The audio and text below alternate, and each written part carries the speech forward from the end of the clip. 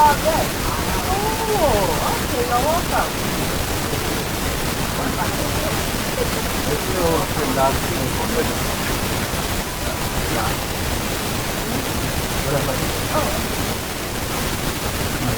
Oh, okay. So let me just.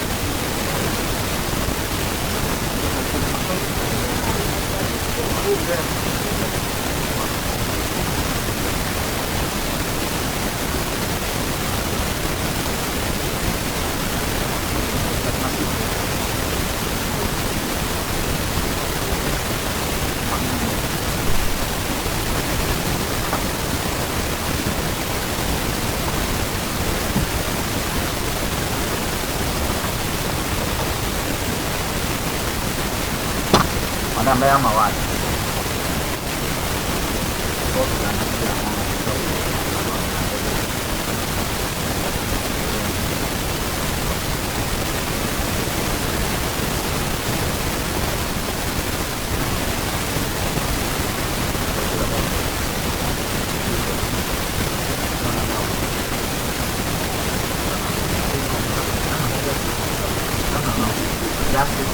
No, es nothing normal.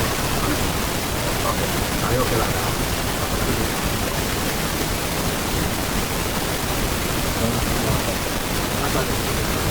Oh.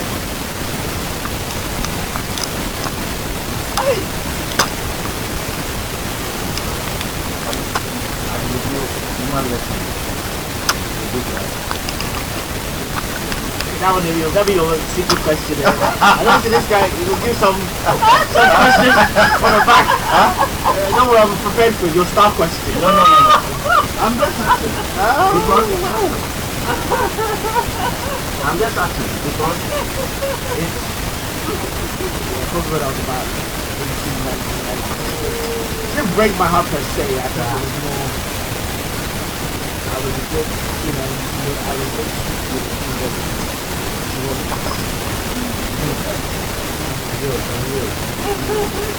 Hey, I'm a married man. let me say with it. We better here. No. Legends now, don't worry. From my left to my right, legends. You don't get any trouble, bro.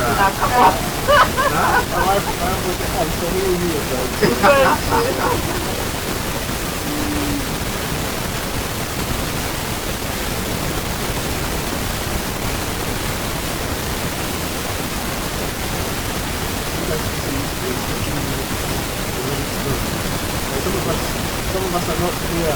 Some of us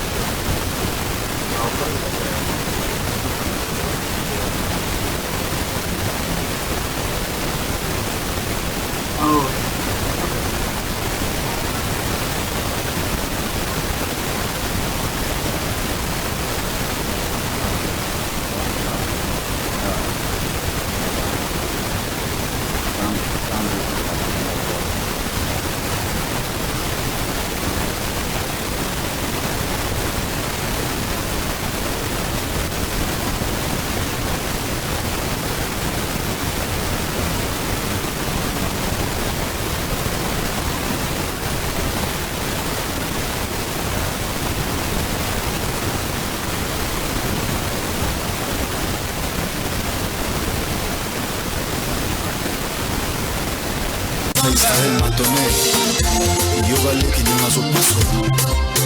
Yosa vraiment, na ligne ya ba bibo, shoyo bifa, Jibe Mindia, Jilibolia. atobonge longi, lokolo no baba esana bane, Ya parte ya Virunga, mbongo la binangana sekonde moko, Namaboko, gigi makumbi, Fredo Mopatibi. Papi Sakamoto, Kimutana, Sekondo, Kilo Goda, oh Willy Tembela, je trine.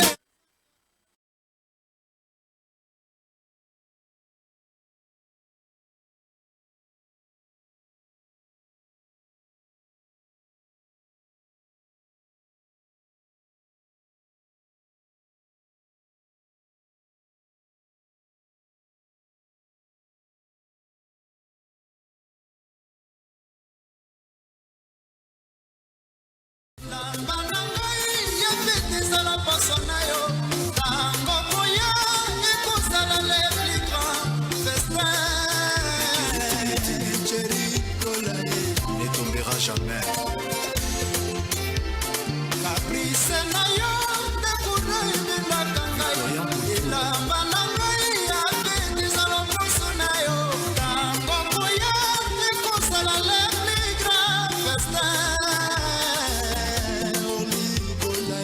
Dis que je t'aime.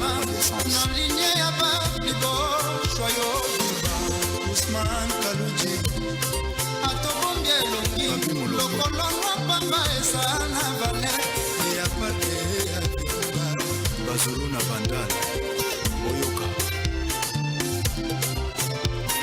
mokolo mosusu zongi na mini na kangi na foto ya mwasi na tuni yo mama olobi ezali ya kusine na yo e pourtant na yebi ye ozalaka na bandeko basi wana nyonso ozali kaka kotubleke Amiral Tamba, mokolo mosusu nake na sandu na yoki posa na yo nalobi naleka na biro nakuti yo lisusu kaka na sekre Yaja Matuno, au-delà de la fortune. mokolo mosusu tolali na butu na yoki foneleli ye nayoki mongongo ya mwasi natuni yo papa okosinga lisusu kaka direte Oyebaka susu basangwa zobosi. Vraiment. nakotuna nzambe mpona nini esalama ngoboye nakotuna nzambe mpona nini esalama ngoboye nakotuna nzambe mpona nini esalama boye Oza danse. Oyebaka kozala mystique vraiment.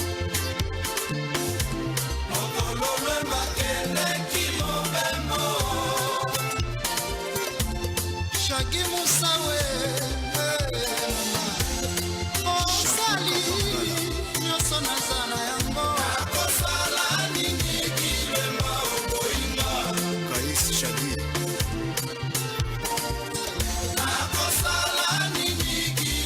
Oh, c'est la journée de ngilema bakala mase Gine Mwekaton. bolingo kotelanga verle nzala ye ekomi otungisaka tilo moto katika mbasel balwa ye balobi okotelanga yipungu mpona koma kutu koluka nakacwa kiotama ye omoinanga ezotambola na makigama ya ye makaro ya boskole nalukasa ye pasi ministre lobinini na sufase ya binanga madang mabanga ye na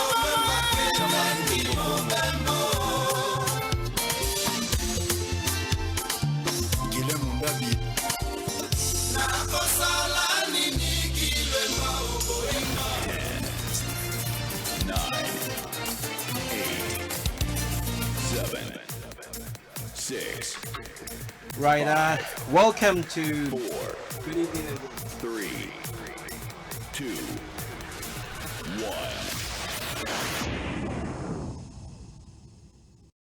This is Starr Radio UK. This is Starr Radio UK. Getting onto the property ladder has never been easy until now. Join us this and every Thursday from 7 p.m. to 8:30 p.m. live on the Property Hour Show on Starr Radio UK, where we talk to mortgage brokers, property developers, estate agents, landlord, tenant, property consultants on how to invest or get into the property business and make money. You can't afford to miss this. The Property Hour Show is your best source into the property industry. Hello, good evening, and welcome once again to the Property Hour Show live on Star Radio UK. And tonight, we are live from our studios in South London, in Croydon to be precise. And I can't wait to kickstart this program. And I must ensure you, let you know that, be ensured that we are going to give you nothing but authentic information, education, and something that will transform, inspire, educate, and give you a next step or to make the right decision concerning property or real estate. And tonight is a great night. I'm so excited. I've been jumping around all the place. Why? Because we have an international man, a very, very important personality in our midst in the studio, and he's buzzing and ready to roll with us. And for another beautiful night I have here, I'm so excited as well, because I have my very special she went AWOL, and she went AWOL, and she's back again. It's none other than my co-host, Mrs. Vicky Newton. Vicky, welcome back. Thank you. And To come back again. did you go away? Absconded. Okay, so she's confessing And you tonight. sent a search party to look for me. So Definitely, we had to do that, but it's great to have you back. We miss you so much, and I believe that you had a good time away as well. But then, hey, tonight it's about my all important. I call him. He doesn't want that name. He doesn't want to be talked about. But then he's a gentle, quiet, and a gentleman, a family man. He'll be introducing himself, but I'm talking about a son of Africa, a British son of Africa. Stroke. I'm talking about Mr. Theo Obeng-Sackey. He's an international architect, and he's making waves. He's been making waves in the last couple of years, in Britain, and also in Ghana as well, and Africa to be precise. So is it Ghana? Is in Africa and also Ghana to be precise. Let me put it that way. I'm so excited. Please forgive me if I'm talking too much, but this man is a great man, but so full of humility. Theo, welcome to the Property Hour Show. Oh, thank you for having me. It was good to be here. Wow. Yeah. It's been, I think it's long overdue, and finally we've been able to capture you. Thank you. Yep. I think you're right there. You're right. So Theo, how's life? Life's good. Life's good. I can't complain. Busy times, you know. Fun times. Wonderful. Exciting times. So yeah, I'm just keeping my fingers crossed and just trying to make things work. Just juggle all the balls. Exactly. And to be quite honest, I believe that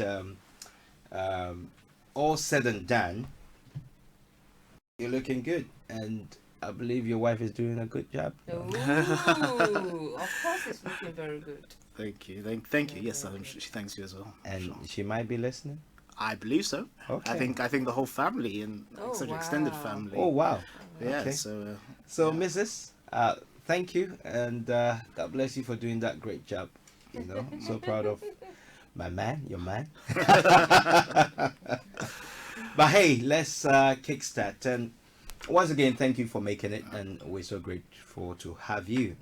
Tonight is going to be so awesome, inspiring. Your story, I don't know where to start from, but hey, who is Theo?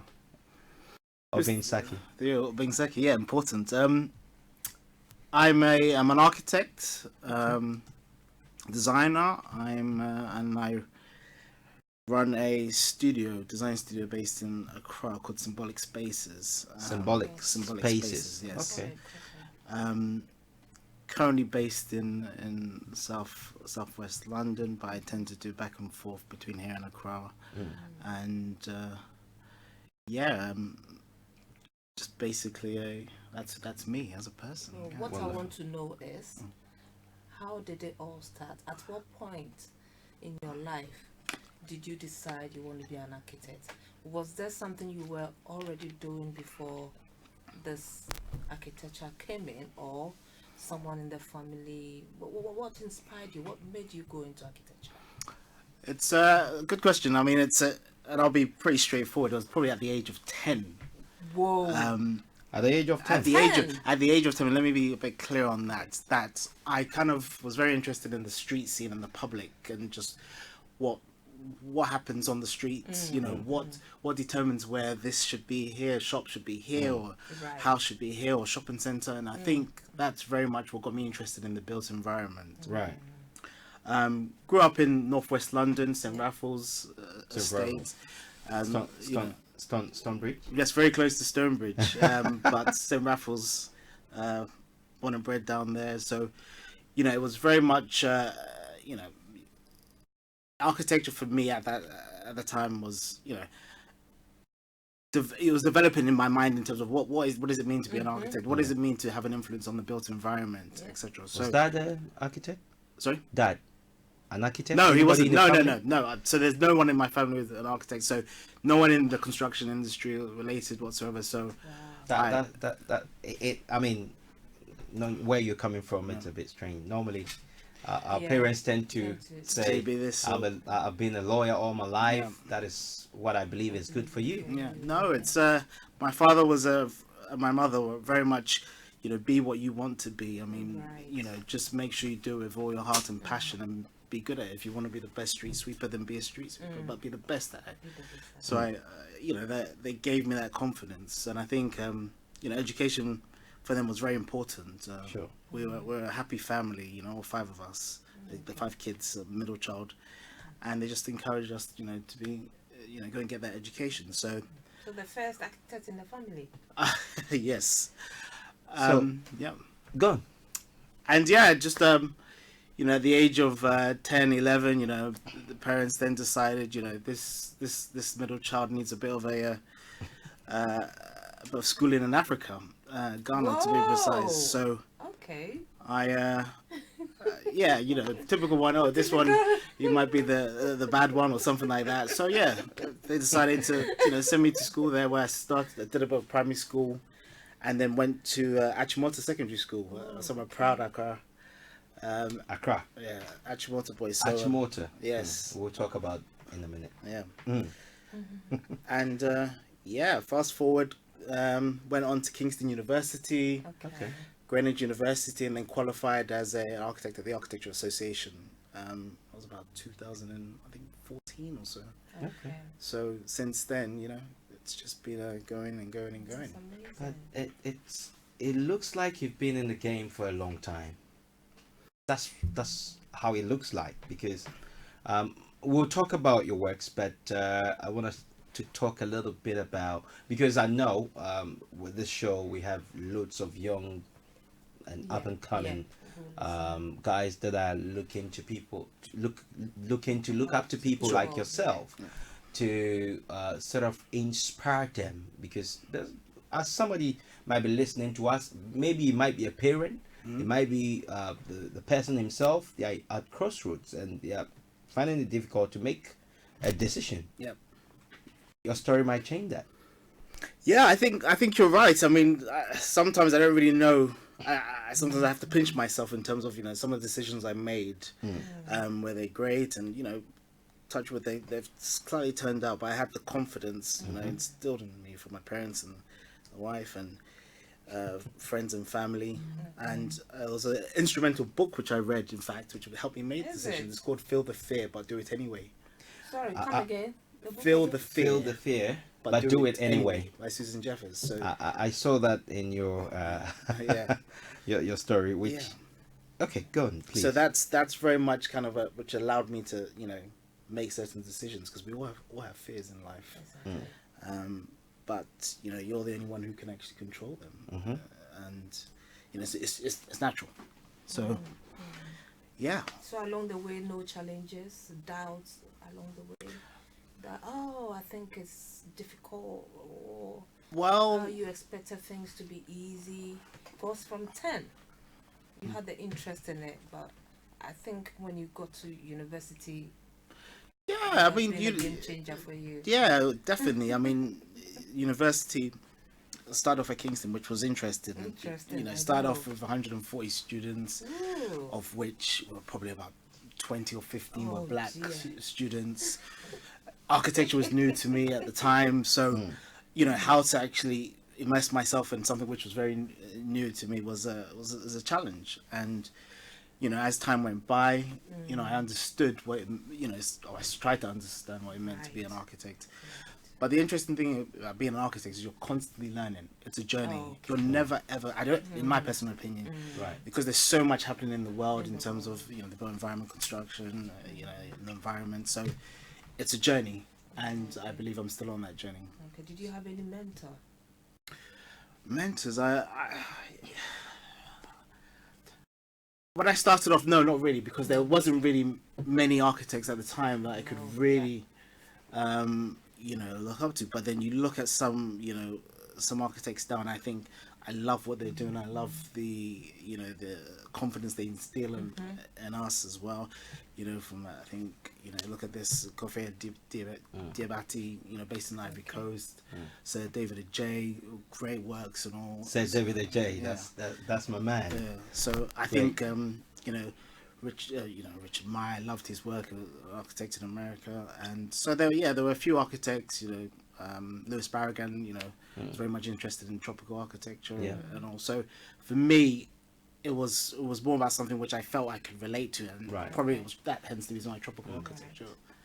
You know, talking about where you grew up, I mean, talking about Stonebridge, it's, I mean, so a few years ago, it was noted to be like a very rough area, and growing up there, did that affect you?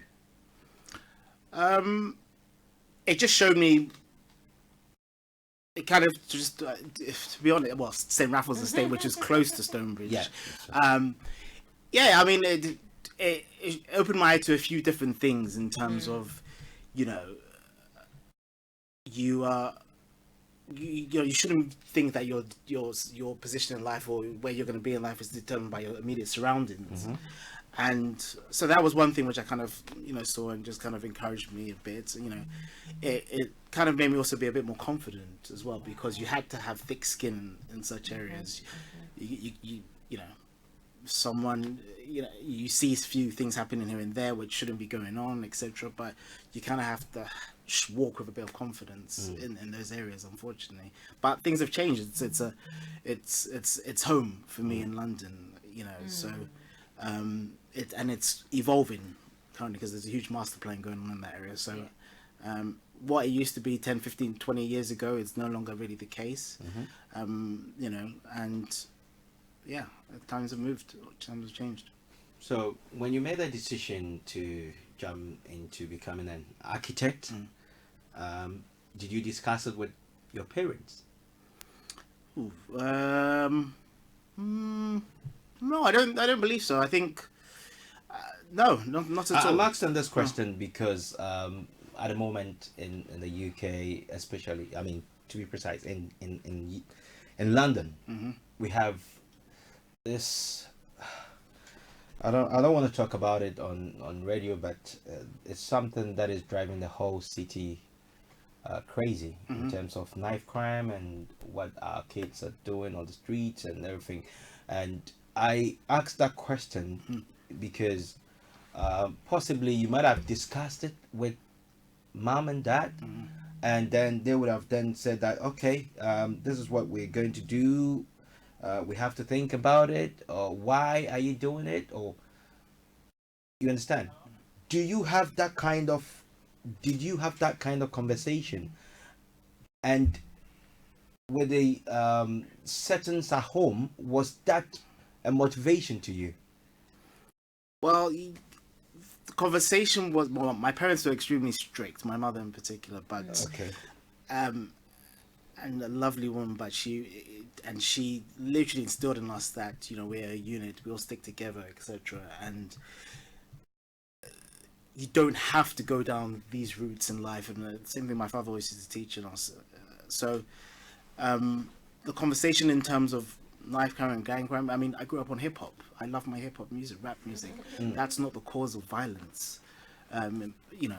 And sometimes I think it's an excuse, and a very weak excuse to say, okay, it's this type of music or this kind of culture or something like that which is the cause of this. I think it's very much starts at home, personally, with your parents. And It starts at home. Yeah. That's why I came up with this question, because it's from statistics. It's proven or showing that majority of young lads are coming from single homes where it's just mom, and making decisions to get onto the right track in terms of career. It's a whole sort of challenge to make the right decision. I'm sure it is, and I know a few single moms who are doing magnificent jobs. Exactly. Some who maybe if they're in relationships, you know, are not doing as well. But you know, at the end of the day, yes, you might say, okay, father figures are needed, etc. And yes, probably so, it helps. But you know, sometimes you gotta allow parents to be parents, and you know, sometimes maybe they're too much policing over, you know, what parents are allowed to do, etc. So I think sometimes we just have to allow parents to be parents, personally. Looking back from St. Raphael's and what you see today in terms of what is happening in our, within our kids. Yep. What would you say has transpired? Looking back, any serious changes? Saturday schools were very important. Saturday schools, Saturday, Sunday schools were extremely important when I was growing up, you know, at the age of 10, 11, you know, after school clubs were very important. You need to keep the kids busy. Exactly. That's what really kept us busy. You know, did a bit of Boy Scouts, didn't like it, but Saturday school was fun. So yeah, I think for me it was just making sure the kids are busy. Yeah. And at the moment, I think I don't want us to talk about politics, but you can't do away with it sometimes, because the government closed down these youth centers and all these bits and pieces. I'm dwelling on this particular subject because as in quote, as a young man coming from an area that used to be rough, and you've been able to come out and you're doing so well. Thank you. That is inspiring. You understand? That is why I'm dwelling on this particular subject. No, and I totally understand why you were doing The it. possibility of peer pressure. Sure, exactly. It's, you know, some of your friends, I mean, do you still, hook up? Tell your mom your dad will kill you. Yeah. You know, do you still hook up with some of these friends? I think it's been over 20 odd years or so. So our paths in life have all changed. We've all gone in different directions and all that kind of stuff. So Yeah, you might get the occasional one too, but you know, friends, you know, groups of friends evolve, etc. So it's yeah. So before we move to the next subject, sort of, what would you say to somebody that's still stuck in an area that's rough and they are challenged, maybe like areas that have seen all these kind of crime rates shooting up and other bits, and you've managed by God's grace to come out and you're doing well. What is your encouragement to them? I mean, what did you do to inspire? You really need to immerse yourself into a subject you love, and yes. Please, yeah. Rewind. I was gonna say, just immerse yourself into a subject you love. Exactly. You know, do it with your wholeheartedly. Immerse yourself. Yeah. So, it's temporary. You know, your situation may be temporary, or it is temporary. You know, you're in control of your own future, your destiny. You create your own narrative in life. So, and that's what I've tried to do. Right. Yeah. Don't let anyone dictate what you can be and what you can't be. So, I mean, before we move to your works, which it's amazing. I mean, I don't want to just go into it. It's so special. It's I have to push an award on you. Oh, Chief. But hey, so tell us about your possibly after graduating. Yeah. Your work life after graduating. Jobs. Available sometimes. Yeah. Whilst in university, probably when you get to the final year, before you graduate, you can see employers already trying to get you to come and work with them. Was it that easy? I was rather fortunate to have a few jobs thrown at me after you know graduating from Kingston University. So, but interestingly, just to take a step back, I decided to work in the Brent Council as a planner. Okay. So interesting. I decided to learn the opposite side to being an architect. I decided to be a planner. Oh my. So I kind of wanted to get to know the opposite side of things. Right. So I think that was also a bit attractive to some employees at the time, that I was working, you know, in the council as a planner, working on extensions, you know, development control. And, you know, when I finished university, I had a couple of good job offers, but then my first job in architecture was in Chelsea, so working on high-end residential. And I think that's really what developed my interest in hospitality and high-end residential, which is very much what I tend to work on now. You know, working there for 2 years on some multi-million-pound projects was great, and you learning about materials. So yeah, work was good there. And then moved on to international practice, Benoit. Worked there for 4 years while I was working on shopping centres and master plans in you know, Hamburg and Poland. You know, a bit of work in Asia. You know. So it was a bit of work in Asia. Asia. In Asia, master plans as well. So there's where I really learned about to be confident in my design approach. And you kind of look at one or two people, you know, learn from strong designers, and that kind of what is really what informed me and my kind of approach now in architecture. It was, and after that, literally, it was more about taking a jump to Ghana. I mean, the opportunity, and just going to see what was there. The you know, the Ghana bit. Why all of a sudden you're doing well in the UK? Why did you decide, or did somebody inspire you, or did somebody advise you? Why Ghana? At the time, Asia was booming. I mean, to me, it was I started thinking ahead. You know, start playing the ball in front of you, ahead of you, as opposed to just in front of you. And in my mind at the time, you know, this is what 2012, 2013. I was thinking, well, Africa's the next place. You know, what 1.1 billion people. You know, huge market, and it's only a matter of time before, you know, people start coming in. You know, getting their foot there inside. And I thought to myself, well, as an Achimota student, you know, I just get a bit not uncomfortable, but hey. I'm a proud Achimotan, so. But yes, I just thought to myself, you know, it'll be great. Why just wait around in Europe, and you know, why not just make the leap. And it was a good friend of mine, Leonard Okran, who actually advised me Okay. to say, you know what, mate, this is your time. You're a qualified architect. You know, no one can take away that badge from you, etc. Come and see what the market's like. You know, it's a growing middle class. Extremely, was about 30% of the population is middle class. So the middle class sector was growing. So I just thought, you know what, let's make it happen. Jump there. But didn't have a job at the time. You didn't have a job? No, at I the didn't. time. I took a So sabbatical you from work. took that gamble. Yeah, feel the fear, but do it anyway. So how long were you there for? I got permission to go there for initially it was 3 months, three to 6 months. So I got there and you know, started working on a few little things. You know, nothing too spectacular. You know, designing my little house. We had some land there, and you know, it was about, you know, I met my first client in a hotel lobby. You know, did a bit of private work here and there, and then literally probably about a week or 2 weeks before I left, was on my way back to the UK. I got offered a position with the largest real estate developer in Ghana at the time, being Trazaco. Trazaco? Yeah.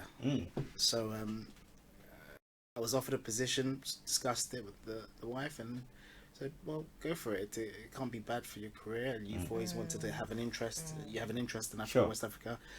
You know, I was exploring the country a bit, and you know, I thought to myself, like I said, eventually family will all go back.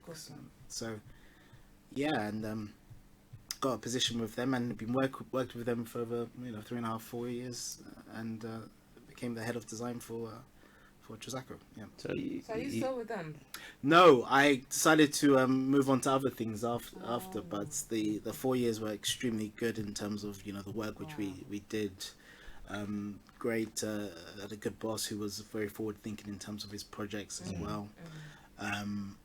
You know, notably, you know, potentially the most successful bar in Ghana, being Sky Bar, which is at the you know, on the highest residential building in West Africa. In West Africa. Yeah, so very successful place which I designed as lead designer. So I was happy with that.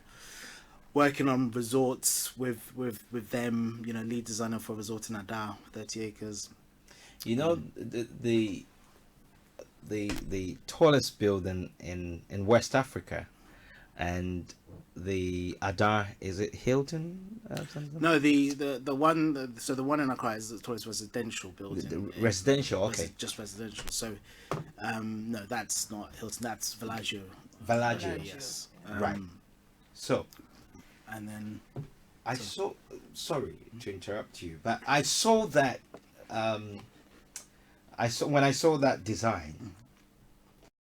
I just sat back for a minute, and I'm like, I mean, I'm confused because it was too good to be. When I realized that it was you that had designed this, I was like, seriously, how do you do it? The brief was just to have a bit of fun, and that was it. You know, got the brief on the desk and said, you know, Theo, let's have a bit of fun, and that was it. So what we wanted to create, the idea then when I was doing it, was to create a place where, you know, a social place and where people can interact and, you know, appreciate the views of the great skyline, the changing skyline of Accra. You know, and that was really it, all within this main kind of space which is this lattice structure. So, you know, that was really the brief, and I'm happy for them that it's working well for them. So what about is it you design something that turned out to be a boom in I think on the beach? Yeah, that was a long time ago. That was actually my first little scheme with a friend who actually encouraged me to come to Ghana. At the time it was Sandbox, but it's Sandbox. Okay. So about 2 years ago, that was the most one of the most exciting places to be in Accra. So it all started from a little blue kiosk. You know, in Ghana we have these little blue kiosks where people drink, etc. You know, it was a very uninhabited land. It was you know, pigs walking around, and a friend had a great vision for the place, and it just boomed after 2017, 2018. Unfortunately, now it's moved on to something else. But it was fun at the time, and yeah, I was happy for him, and it was a proud moment for me as well. From what you're saying, you sound more like you do this for fun, even though you enjoy doing it, but then you do it more like having fun. I think. Is that architecture? Yeah, partly. I mean, it's architecture. The interesting thing about an architect, you try to, a bit about everything, and you try to just put it all together in this little pot, and then you just, it's all about creating. It's about creation. For me, and then informing the public, which is a very important thing for me. So I think the things that I design, etc. Sometimes I really want to inform the public on these things and make the public aware of certain spaces. And like I said, my interest is very much high-end residential and hospitality and entertainment and all that. So architecture for me really is about fun. Because you've always wanted to do this, so it's and I hope to keep on doing it and just try and do it well. Like I said, I'm growing. Still got a long way to go, and like I said, as an architect, it's a journey. I want to find out the day in an architect's life. How's it like? Because you mentioned trying to put everything together, and to make sure that what you want to bring at the end of the day makes sense. So what's your day like? And okay, when you finish that, I've got a second question.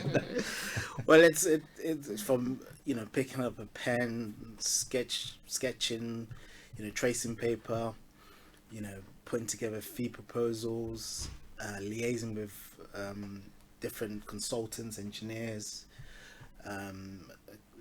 structural engineers, mechanical engineers, electrical, surveyors, and I think that's really what I enjoy, that whole buzz and the coordination of all these different consultants that you try and manage in some respects, whether it's project managers and QS, quantity surveyors, to help put a product together. And it's time consuming. I think sometimes people don't really understand how much time it takes to juggle all of these things together, but that's really what's partly my I just want to life. also find out, I mean, putting everything together, what goes on in the mind of an architect. Because for me, to draw a teacup takes another. Do you have to be a good artist to be a very good architect? I think that's partly the mistake I think people make. You kind of, it helps. Don't get me wrong, it really does help to help that client and officers that understand your vision, etc., as opposed to always constantly using the PCD. And also, if you're able to sketch, it really does help. So if you're not a good artist, you're going to struggle. Oh no, I didn't say that. You didn't. No, I didn't say that. If you're not good, no, it helps. I said it helps. Right. So let's talk about this. So Trasaco has, they've been doing well in the last couple of years. They sort of changed the face of residential development, and so you were part of that achievement. For I helped. As the head of design, I was working on mainly forefront.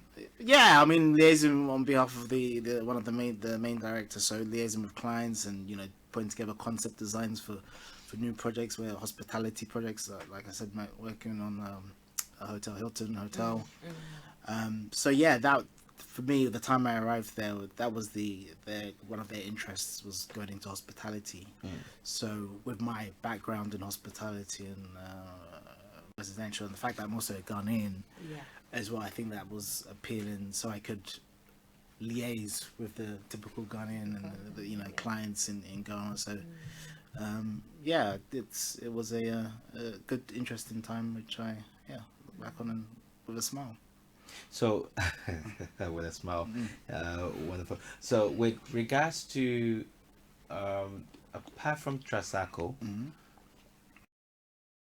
when you left Trasaco, that's you returned back to the UK, or Yeah, just were you but, into other? yeah. I mean, that's when I decided to really start, forming my design studio, Okay. symbolic spaces, and I think the fact that I was a Ghanaian who could easily get along with everyone.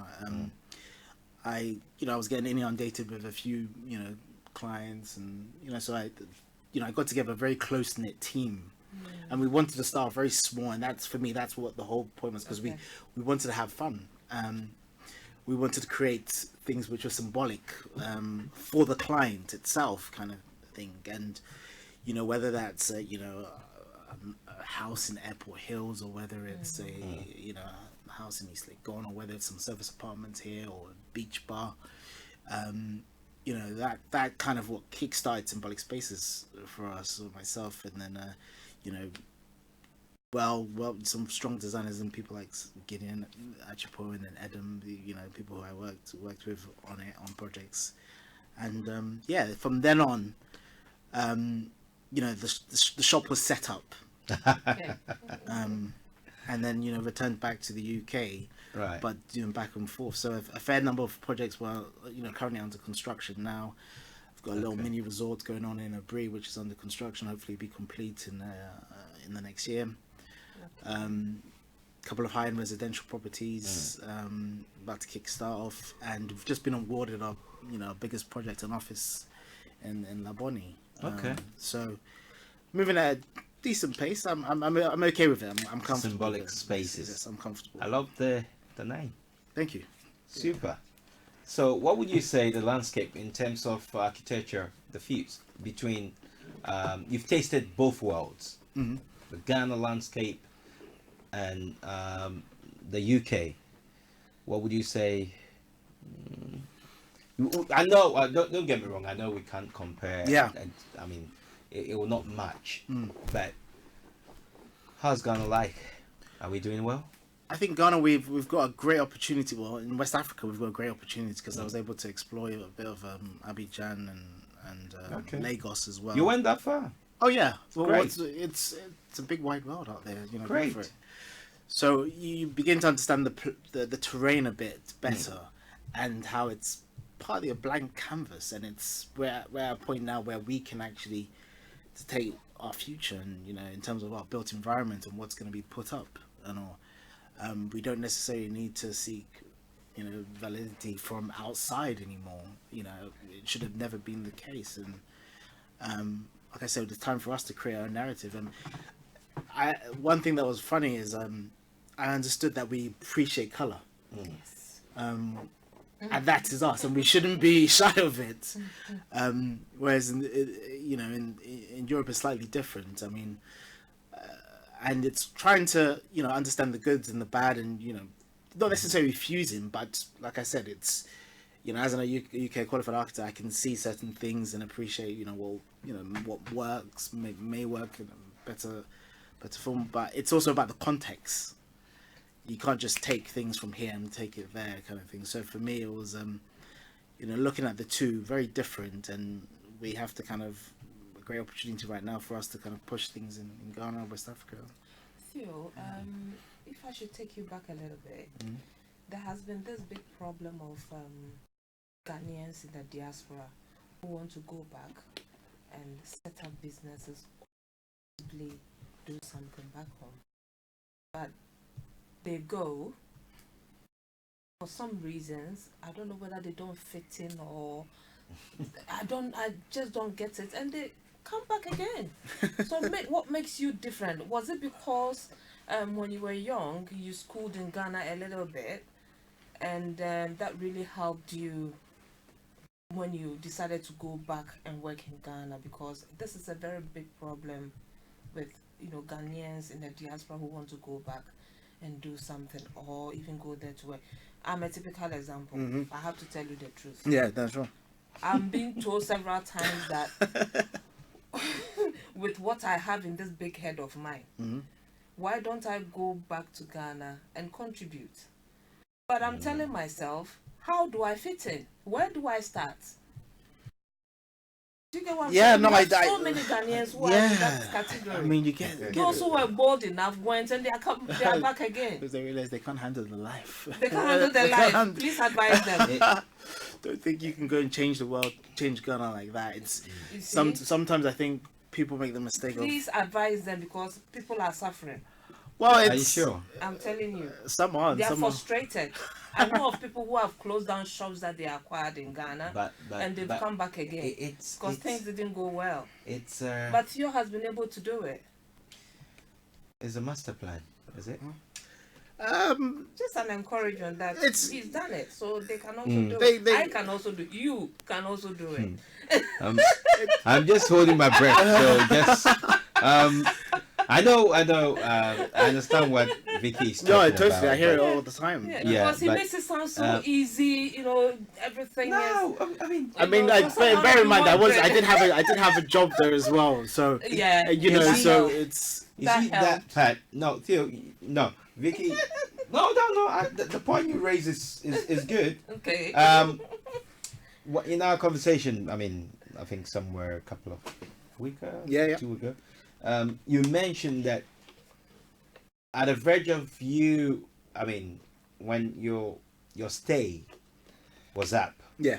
That is almost, is it a couple of days before? That's when your first client. Yes, you see. It's it's a week and a half. It was a week and a half before I left. Okay. As in, I was bound to come. I was due to come back. To the UK. Okay. It literally, it's Ghana. It's very much not necessarily. I wouldn't say who you know, but if you mix in the right circles, sometimes, which sometimes it works in your favor, sometimes it doesn't. But you need to be confident in your abilities, and say, okay, this is what I'm going to do. This is what I'm going to provide. Sometimes the mistake people make there is they want to try and do everything, be everything. Okay. You can't stick. Not necessarily push yourself, but don't try and say I'm going to be this, I'm going to be that. And the mistake I realize is people say, well, I'll be architect, I'll be your construction manager, I'll be your quantity, I'll be everything you want, but you can't do it all well. So don't come and tell me that you can do this because you're not trained to be this person or something like that. So yeah, just going back to Vicky's point, I did have a job at the time, so but you kind of need to try and stick or focus on a particular thing and see how it goes. I had. And our system is different from theirs. They are a bit laid back, and we want our things done. We are time conscious. Yeah, but that's not the way it works. That's not the way it works. And you have to factor that into the equation. Bossman is speechless. Yeah. No, I'm enjoying the conversation, and the interview is going well. I just factor want that into the equation. If I say I want this next week, add another week onto it. That's what you're gonna get. To be honest, I don't agree with that. I don't agree with that. Your employee saying that, why are you not at work? Because it's rain, I'm waiting for the rain to stop. No. I don't agree with that. Ghana is ready for business. Really? Oh, it is. Yes. Okay. And very much my is. next question will possibly answer this. So let me stick to the script.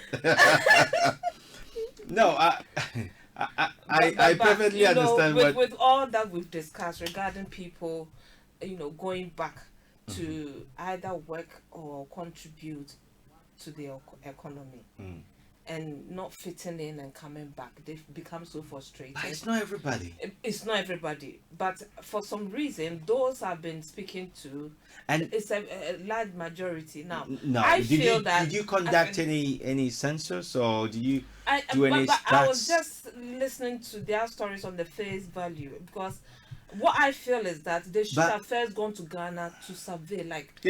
You don't just take your stuff and say machinery, everything. That's what I feel. Understand the terrain. You should understand the terrain. You see, people don't do that. Okay, so then you don't blame the system, because as a business person, you need to do your feasibility studies. Definitely. Of course. You need to test the waters, and majority of our people tend to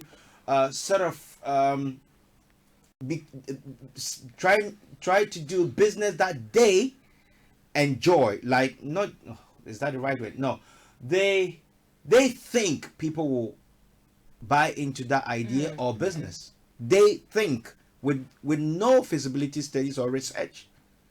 You understand? Yeah. Because if the product is going to be accepted in a community, you've got to do your research, do your homework, get things done. Speak to the right people. It that comes under the research.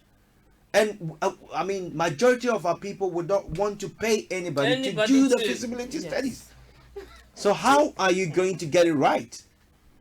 We'll get there. We'll get there. We'll get there. Okay. We'll travel. I was gonna. Thank you for. If you tune in, it's on the Property Hour show. We're having fun, but we're enjoying every bit of Mr. Theo Obeng-Sackey, the international architect that is making waves in West Africa and in the UK as well. And hey, towards the end of the program, we'll be opening the phone lines. If you've got any questions, if you want to ask you a question, if you want any information, if you want his details, we'll be calling out his details for you. So grab a pen and paper later on and stay tuned to the show. You can always, if you're on the go, if you're leaving work and you're on the go, you can download the Starr Radio UK app, or you can also download our app, and also you can listen to us on www.starradiouk.com, starradiouk.com, or you can listen to us on TuneIn Radio. On Facebook, we are live on the Starr Radio UK Facebook page, on YouTube as well, Starr Radio UK YouTube channel or Starr TV channel on YouTube, and also you can watch us on Twitter, on Periscope as well.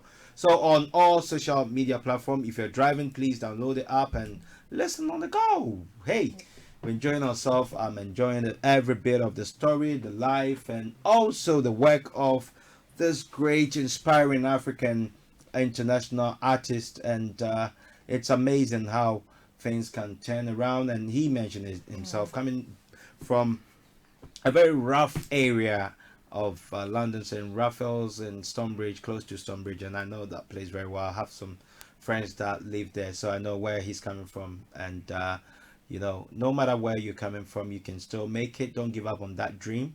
There's still life in you. So that means the turnaround, change can come any day, any minute. It takes a second for change to come. So hey, you dare not give up. Giving up is no option.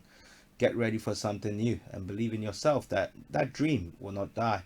Believe that you can make it. Yeah. Mr. Theo says that he has believed in it, and his quote, I keep forgetting his quote.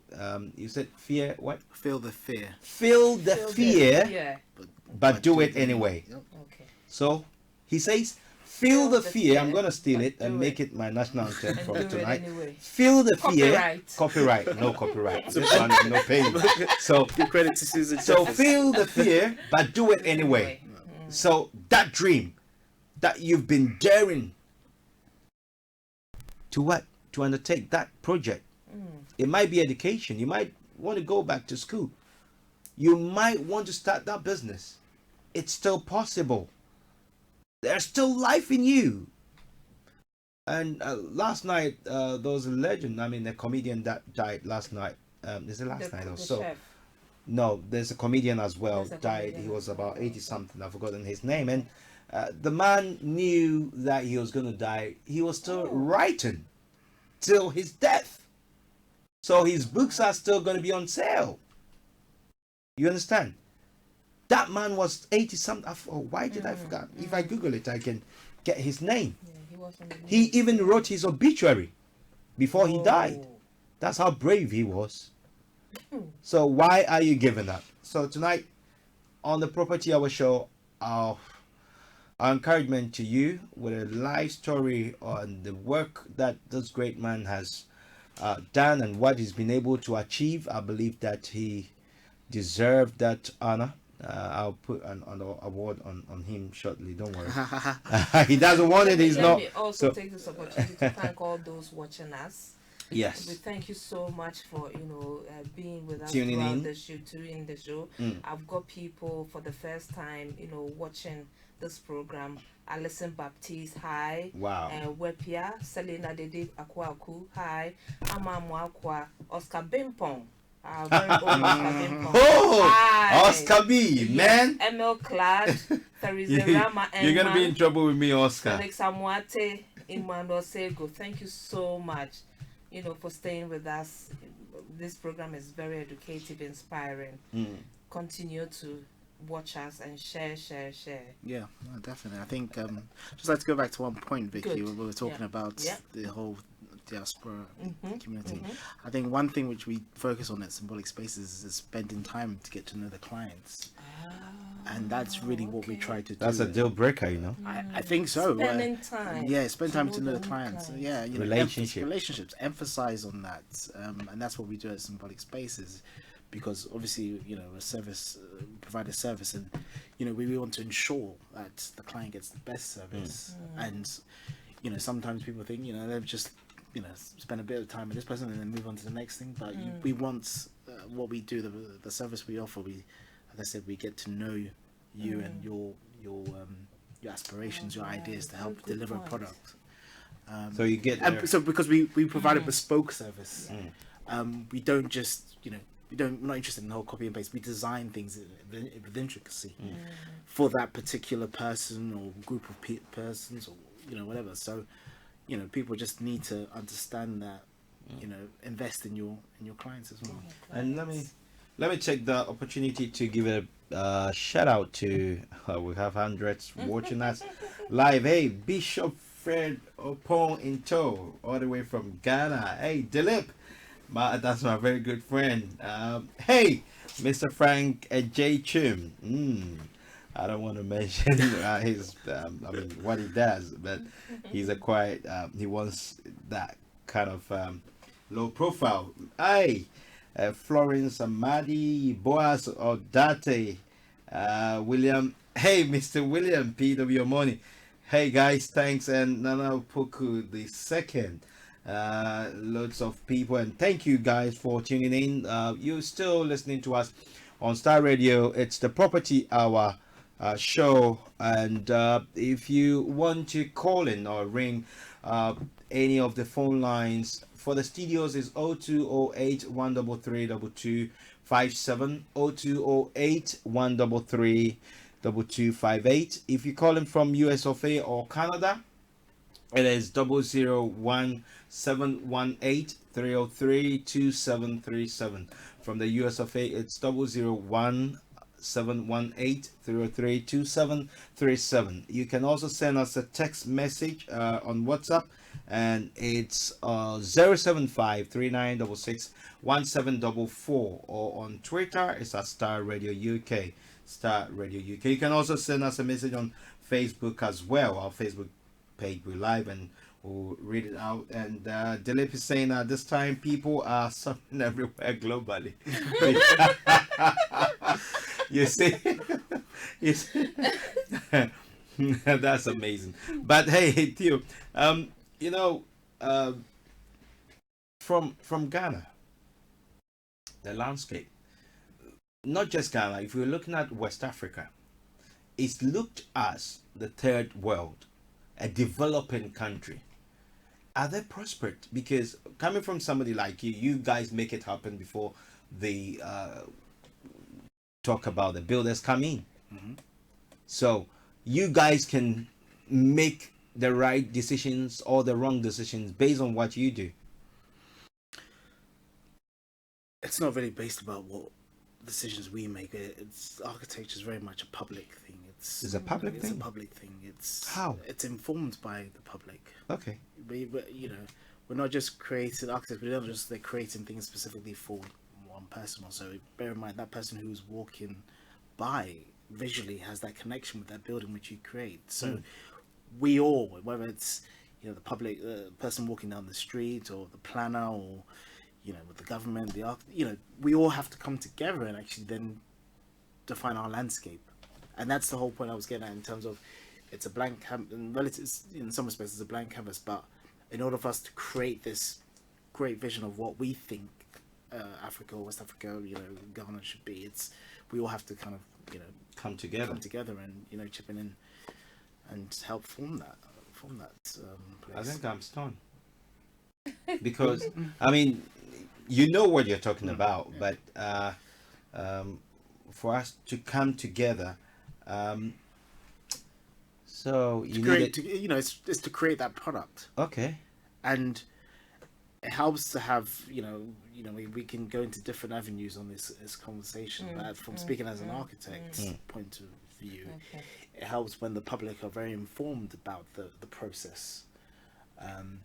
The architect gets your ideas and starts to put it together, but then it makes it easier if you, the client, are well informed about the process. So with this, with what you've just told me, everybody, we have to come together to make that decision. Is that so? Yeah. Okay. I mean, we have to become more educated on matters. Okay. So we need to become more informed. Okay. Being in Ghana, are there sort of you in the UK, you attended is a private architecture school? I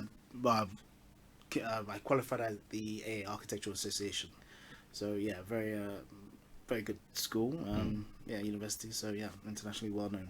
Okay, so comparatively, if you are to talk about the educational system in Ghana, because that's where, even though you've worked in West Africa and other places, but is the system ready to sort of give birth to more architects like you? I think the system has already given birth to some guys. Some not just guys, because we. No, sorry, excuse me, apologies, guys and girls. I mean, you've got.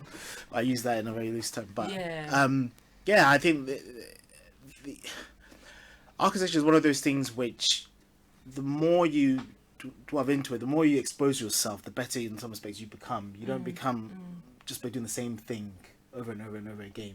You have to expose yourself to different conditions and environments, and I think if we have that urge to become better architects, in Ghana, we have to kind of push ourselves a bit more. And I think that's, in terms of the education aspect of it, the tech university, and produces some great guys who I've worked with. And for me, at Symbolic Spaces, is about collaborating with other Ghanaians, architects, on different projects here and there, so we can actually get a better product. So I firsthand know some of these good architects who are coming out of these universities and all, but the key thing is pushing oneself, and that's why I try to encourage with some of the architects I work with.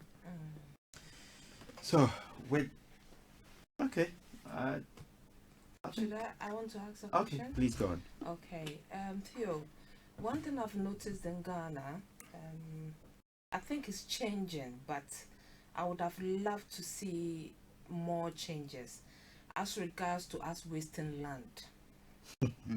Big plot of land, and someone builds just a 3-bedroom house on it, whilst we could have built flats, making use of land. What do you say about that, and what do you think can be done? So is it the architect's fault? Because they will advise.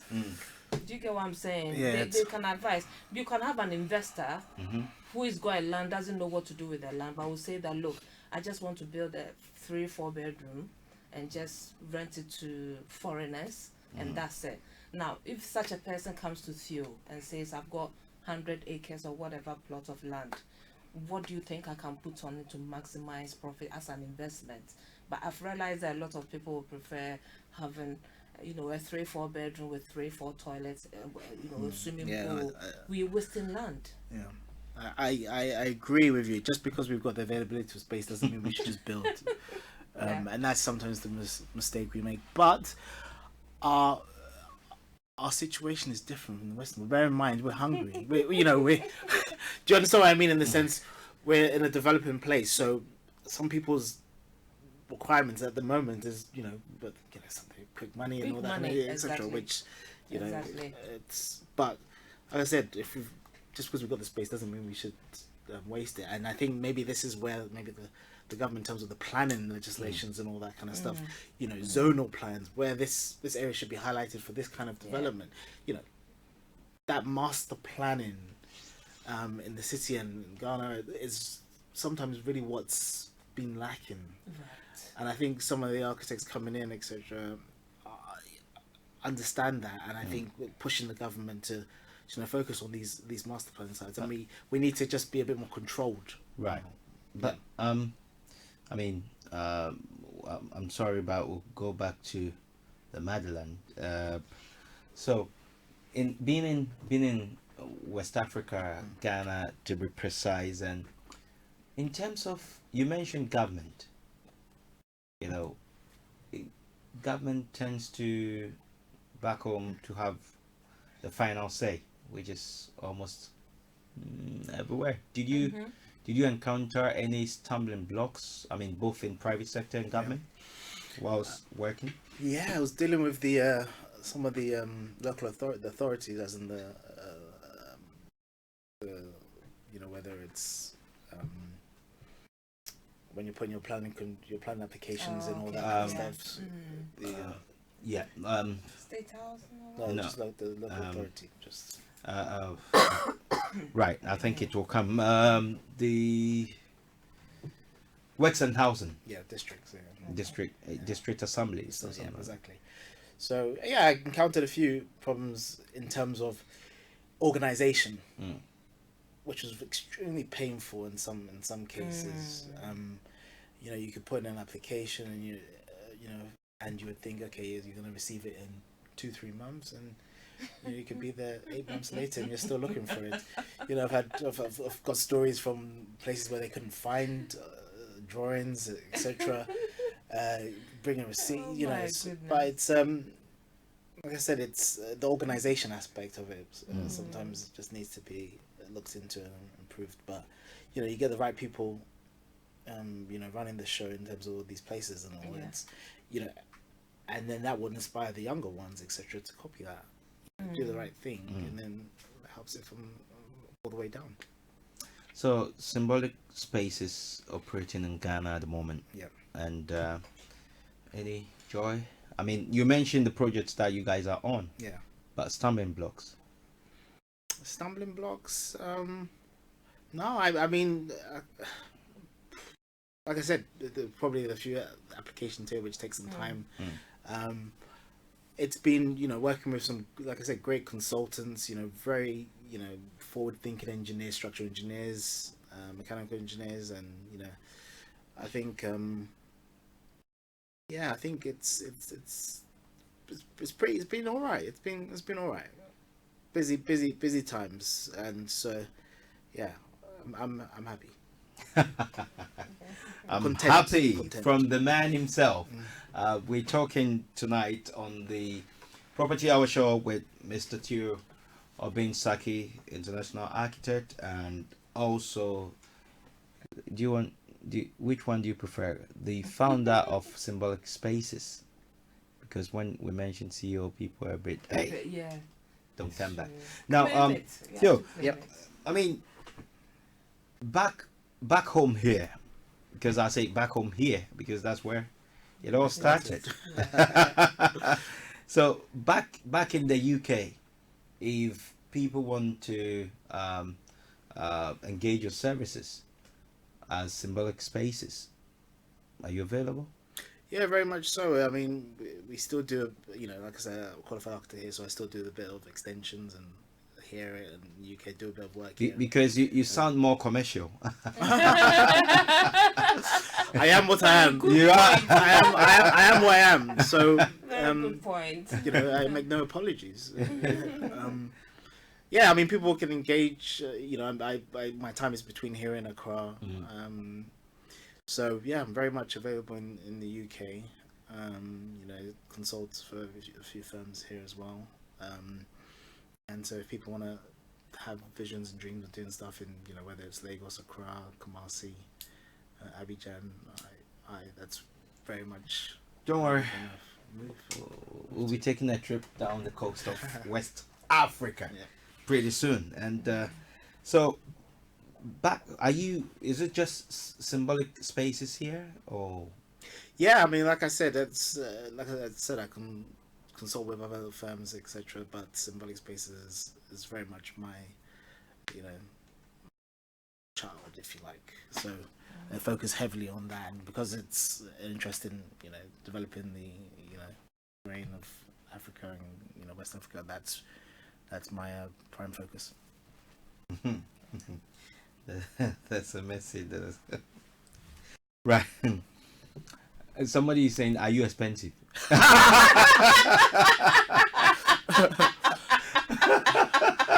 I'm a professional.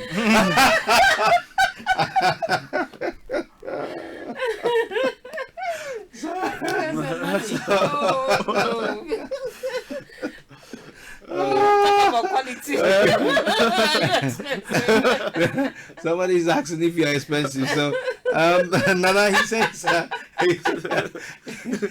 try to be a professional. He's a professional, so you should understand that. But hey, he will look after you. Don't worry. If you're listening to us, you're not watching us live, that's fine. But then we're having all the fun here. And if you have any question or you have any questions or contributions, please do well to send it through. You can send us through our WhatsApp number. That's 07075 3966 1744. And or you can call in if you want to call in is 028 133 2257 028 133 2258. And if you're calling from US of A or Canada, it's 001 303 2737. And you can follow us or send us a message on it's at Starr Radio, is on Twitter, it's at Starr Radio UK, one word. So at Starr Radio UK, one word, and we will read it out. And just a quick shout out to Nana, Geordie, Victoria, and Lady B. So Nana, Geordie, Victoria and Lady B. And not forgetting Mandems of United Massive. Oh wow. Mandems or Nandems? Mandems. You understand? Mandems. I think I'm lost though. Charlie, this one Mandems, Theo, you've got Jeffrey Abakan saying, Theo, I'm very proud of you, waiting for more jobs. Jeffrey from Accra, Ghana. Wow. So give him a shout out. Well, give big shout out then to Jeffrey. He's the one who tends to make all my dreams come true in terms of construction. Wow. So, wow. Yeah, it's very important construction manager, project manager. He's wow. He's the go-to builder, like I say, construction manager. So definitely quality assured with him. Professional as well. Jeffrey, a big shout out to you, mate. You're doing a great job, and big ups, Charlie. You're the force, eh? The first small. You're the first small, yeah. You don't want to make his head big. Yoko Williams is also watching us for the first time. Hi, Yoko. Thank you so much for joining us. Okay, Yoko. Thank you, guys. Thank you. And so, Theo, if somebody wants to hook up with you, engage your services, do you want to let them know how they can contact you?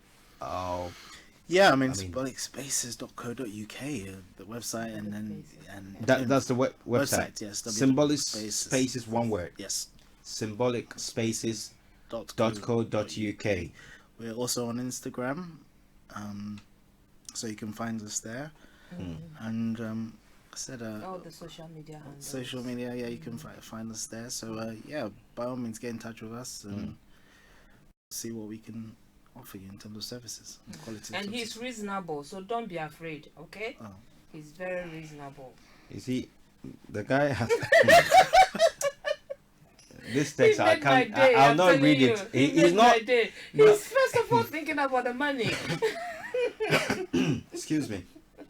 But it's funny. I'm just being coached here by a good friend, Mr. Nana Stevens, and okay. you know, not forgetting wow. the shout outs to the clever Obeng-Sackey as well, and Naya Kushika and Arma. Okay. But there you go. Moving on. Okay. Right. Okay. So, Theo, with all this experience, what's the future like? I have a question in the question I've just asked. Okay. I think you might have an idea of what I'm going to say. What do I? Right. What's the future like? I mean, at the minute, it's very much just trying to grow as an architect, and work with people and help inform them. Whether it's the younger architects I work with, and hopefully that trickles down onto other younger architects, whether it's in the UK or Accra, and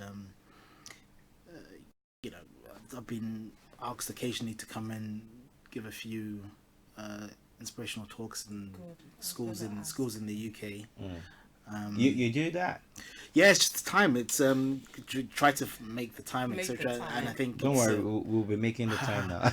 It's and just give other kids that bit of inspiration, and kick up the backside that go out and do it.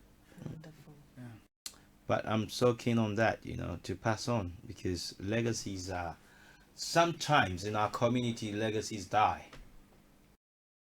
And to get legacies to be sort of that baton being passed on from generation to generation. Any thoughts of legacies or baton being passed? I think I'm even a bit too young. No. But I mean, I understand. I understand what you mean. I mean, it's in some respects I probably haven't thought that far, and I think as time goes by, as I'm growing, that will eventually, that will become more. That will reveal itself later on in some respects of what that legacy, what legacy I want to leave. But I think, like I said, for now, a bit young, but just trying to inform those around me as much as I can. Start young, keep it going. But then, hey, Nana Opoku II is saying you guys are doing very well. Nana Opoku, thank you so much, guys. Thank you. I asked that question, and I have a question in that, or a contribution. I don't know how it's going to come out, but I'm saying that because mentorship. Yep. Mentorship. Are you looking at that? Because we don't have many apart from Sir David. Is it Sir David Ajay? Yourself. I was gonna say even United. I'm okay where I'm. But mentorship. Have you thought of that? I do it on a very, very, very small scale kind of thing, based around with we need to upgrade it. friends and family, and I think so many. I've been inspired by so many architects, ones in West Africa, in the UK, and on. I think for me, it's about finding my journey as well, and others finding their journey. But all I can do from my side is just trying to inform you about where I've come from and hurdles, just as we've done today. Because not many of your kind are celebrated in our community. Not at all. No, I agree with you. And I think, I don't know what it is, and whether it's people think, oh well, it needs to be validated by somewhere else or somebody else, etc. But no, we, and I appreciate you taking the time to have me here, because it's important to get the message out there that we're perfectly capable of designing and developing and producing international world-class pieces of architecture in Africa, in Nigeria, Ghana, wherever. So we're perfectly capable. There's nothing stopping us. Okay, so coming back to work, Looking at the landscape in terms of West Africa, there's loads and loads of development that are taking place, and it's going to be for years and decades. Because even in the UK, we see when you drive through town, there's lots of development taking place, even though there's a developed country. What do you think the African government, especially West Africa, will have to do to encourage people like yourselves to change the scope? Because when you are flying and you look at when you are coming to Heathrow, you see all the lines, beautiful. But when you are landing in my motherland, Great feeling. oh my, Great feeling. what a feel, and you see all it's like a green grass that's been planted together. I didn't say anything. I didn't say anything. I just said that it's like green grass that's been planted together. It's like a forest. That's a better one. Yes. So people like yourselves, when you have the opportunity, do you speak to government? Do you engage them? Do you educate them? Even though they might know some things, but coming from you. The problem is that, has he been given the platform? There's some people in better positions to do so. Exactly, yes. But they don't do it. It's not that easy. Well, kind of need to speak for myself. If you get the platform, you can, but... The platform is always there. You sure? Yes. The platform is there, man. Yeah, man. I know. Yeah. It's there. Well, there you go. He's saying it, so. okay. Yeah, the platform is there. We have a platform now as we speak. I think it's very difficult. If I make a wrong links, statement if you don't tomorrow, if I make a wrong statement on air now, bad news will fly, and even it will catch the attention of even the president. Yeah. You understand? Right. Yeah. So unless sometimes we shake ourselves and we don't just it's gonna be well, but somebody has to do the job. If you don't have the right links, you'll not be given the power. Anyway. That will take us another 2 hours to discuss this. No, I mean we're not going to it, but then someone like Theo, it's to me, they make it happen. That is to me, because without them, the builders will waste their time. Would they build without you? Well, I think let's start putting the whole master plan together. I think we need to just stop sometimes and just the whole idea of let's build this unit here, build this out. Sometimes we just need to look at the holistic idea of the city and the area, and we need to just become a bit more controlled. But like I said, with the energy we have in Ghana, I mean that's one thing I love is the energy our people have and just getting things done. The artisans, etc. But and maybe we just need to channel some of that energy in the right way and just say, hey, we've got a great opportunity here. Let's form that committee or whatever it is, which controls the planning or the legislation or whatever it is in terms of building that built environment. The stumbling blocks we've talked about, we're wrapping up. But it can only get better. The stumbling blocks that you've encountered or you came across in Ghana, have you ever come across such in the UK? Not really. Not really. I think you have issues. I mean, you never know what you're going to face in terms of in architecture, in terms of dealing with clients and also they all have it has different problems and different conditions, and it's a contextual thing as well. The the problems that I faced in Ghana are totally different from here. The best radio show. Simply say, you never thought if I have these problems I here. would have loved for us to have a Ghana Architecture Association in the Okay, sounds good. It's a proposal, so if you can take that up and get all the young guys. And she'll be the secretary. I'll be the secretary. Administrator. Finance But person. my son wants to be an architect. He's only 10, so when he said 10, so I have to try and get some tips from him how to encourage him, to get him in. Right. Okay. So soon. That's just by the way. No, it's a good. I mean, I'm inspired by that. At 18, he's looking to do that, and don't want to talk about mine. That dream never happened. But it's very important. That'll be quite helpful. Ghanaians, architects. I mean, for now, it'll be quite straightforward, though. It's a good thing. And hey, so soon our time has come to an end. But before we wrap up, Theo. Jeffrey's got something to say to Theo again. Okay. He's saying that the problem is that government will not want to engage good architects like Theo to get things done. You need people with influence to get. What did I say? If you don't have the links, Jeffrey, you've made my job very easy. Exactly what I was saying. If you need people with influence to get things done in Ghana.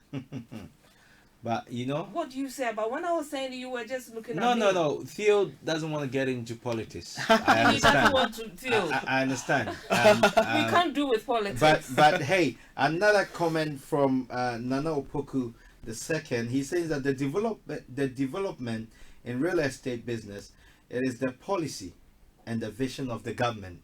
So Nana Opoku is also counter. I think he's also what Jeffrey said. He's saying opposite what Jeffrey said. He says that that's the vision of the government. Okay. Development of real estate. Right. And development. Okay, this is what he says. The development in real estate, it is the policy and the vision of the government.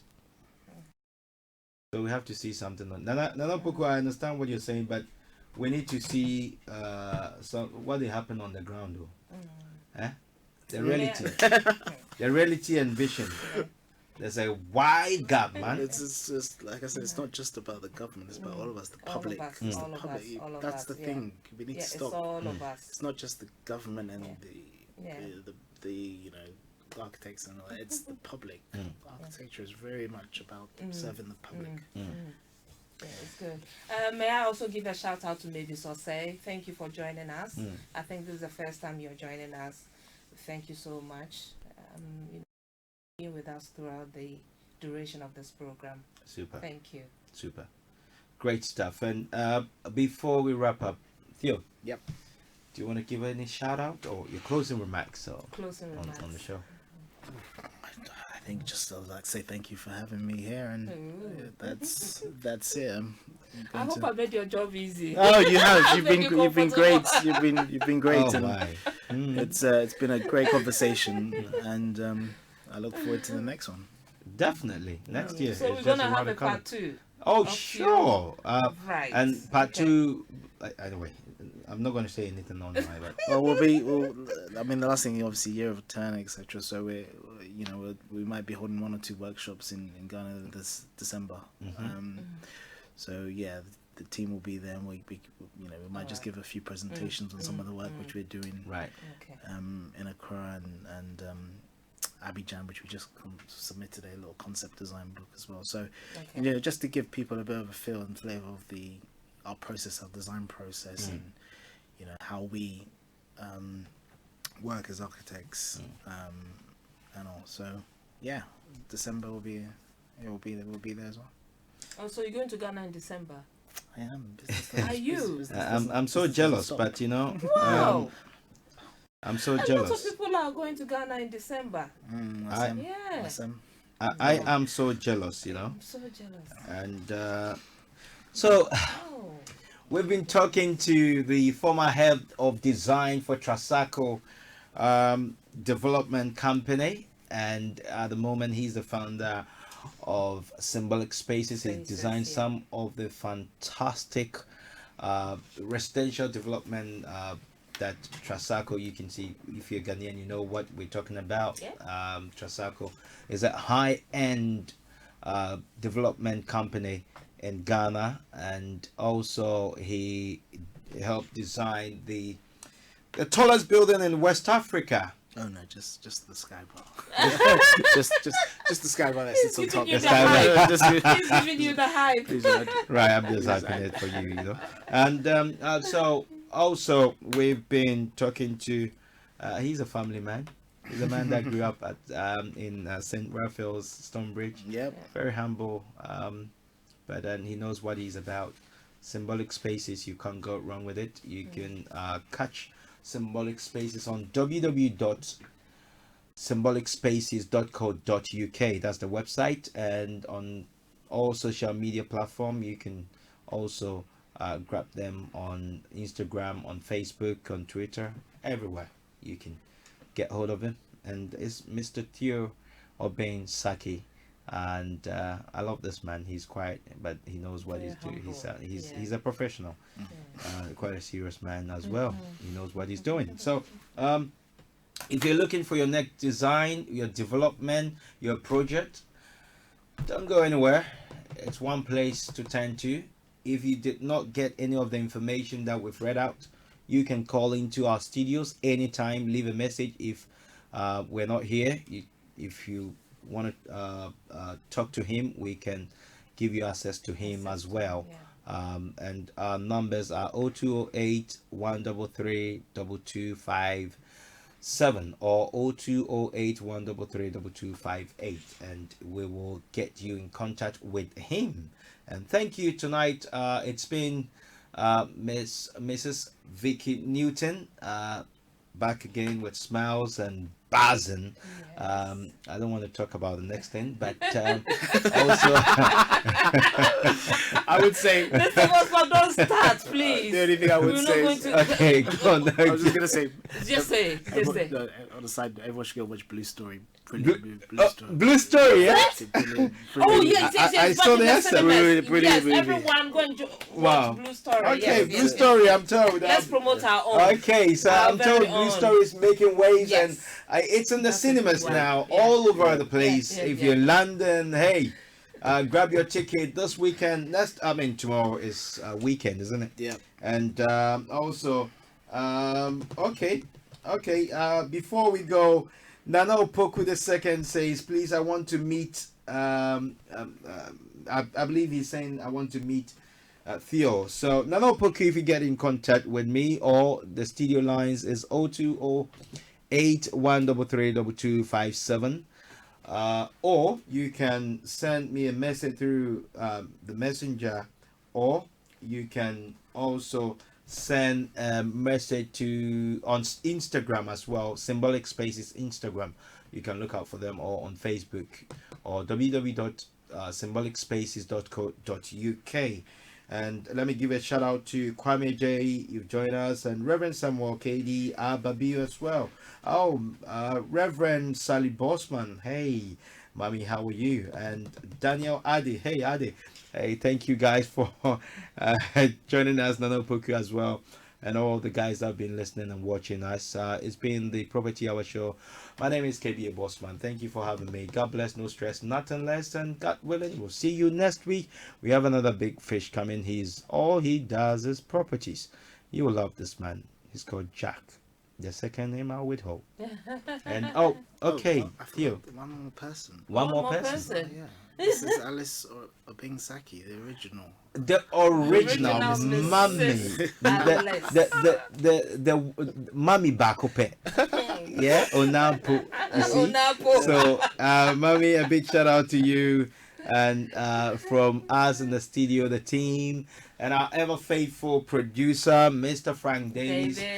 Thank you so much, and a big shout out to you, Joel and Ishra, and all my loved ones. Thank you. God bless. No stress, nothing less, and God willing, next week make a date. Oh, Reverend. Hey, Reverend E. Bossman has. Reverend E. No, we keep getting all the. We're not living here. Reverend Bossman Asante has joined us, and thank you, Reverend, for joining us, and thank you guys and hi for to watching. Brian. Thank you for Okay. watching us. And Mr. George Kwejo Asante as well. Thank you, guys, and we'll see you next week. Thank you. Thank you very Have a good night. Next week, the last 5 minutes will be great.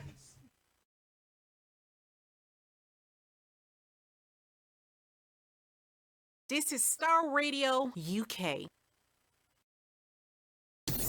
Thanks for listening. Thanks for listening. Thanks for listening.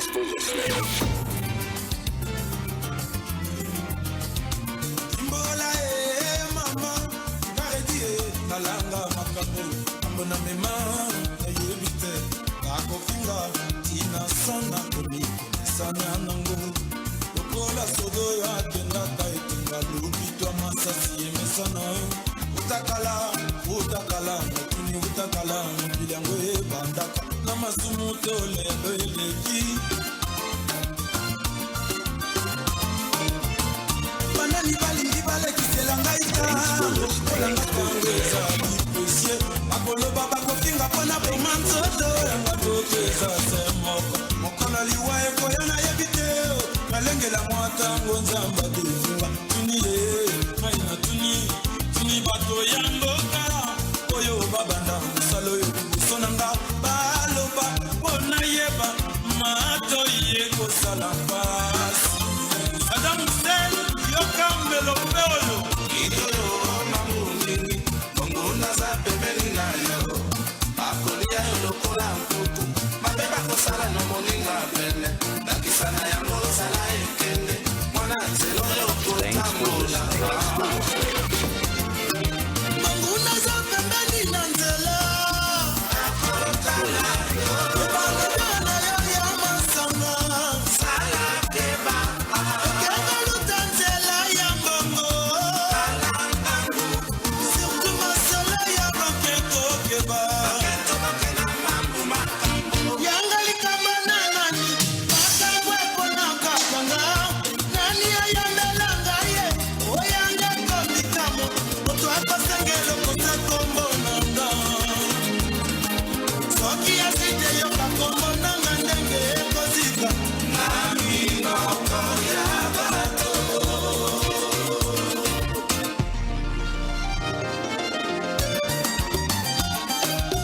Pacheli mwana sami Patrick Yamondo Jantulere Sabena sala na yebakate Mosala na bona miziki Bona bokolo banana ngai Boya ngai eko mikamwa Moka kosenge no koseko kombo nanga Mama ye mama Komba nanga esambwe Ekomi yelengi mafuta ndoi Alangwa kakaka na kombo nanga Alula kabasi na kombo nanga Sabena sala na yebakate Mosala na bona miziki Bona bokolo banana ngai Boya ngai eko mikamwa Moka kosenge no koseko kombo nanga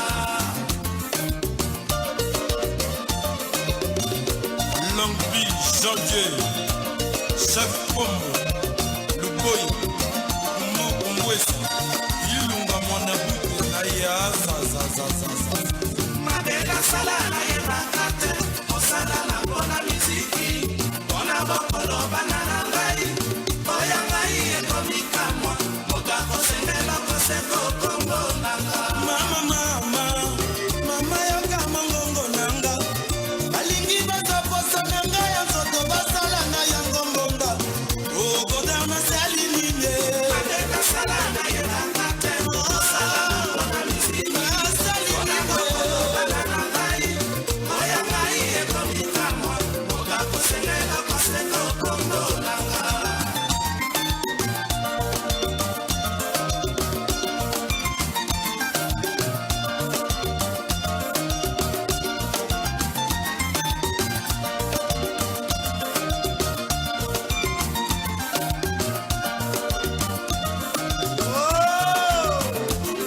Fonsi Chimanga, Ignace Moleka, Jean-Paul Onima,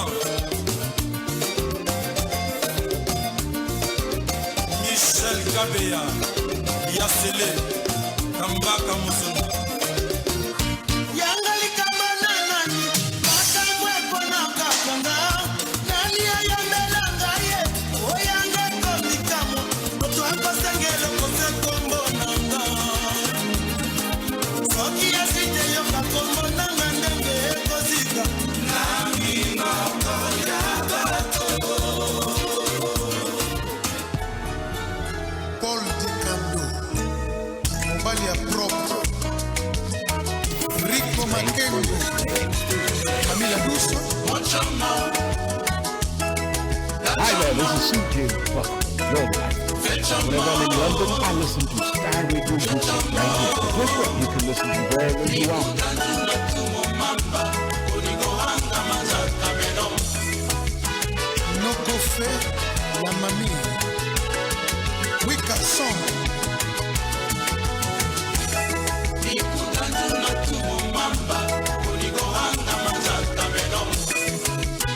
Kayembe Sentemba Paul Kabila Wachama Gachama Fechama Chachama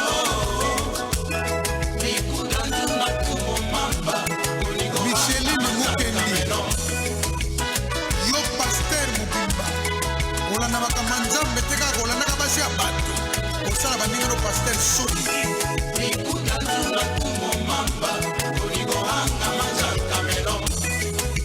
Mbuta di mbuta Susu Nzama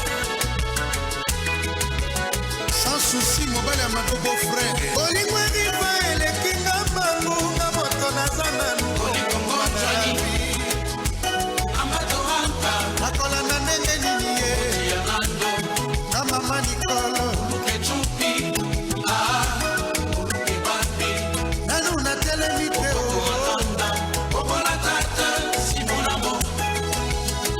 jalma matobo d'Amerika ngai moto na bangaka liwa te mpo nayebi mokolo ekoya ekokuta nga na maboko na yo omemanga riva olemba komemanga te nga Nikolo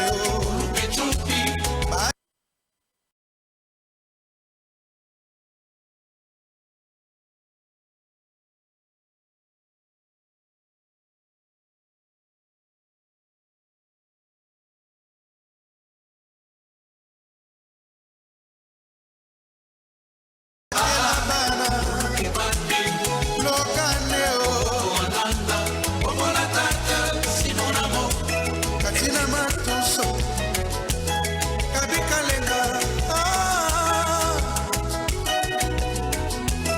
nakomelela mokili eyokanga ata moto aliyoto balengelaka yango ekufa te tolengela mpe bolingo na biso RDC na ngaliva ye amama Nikoleo mama Nikolo nalula yo koleka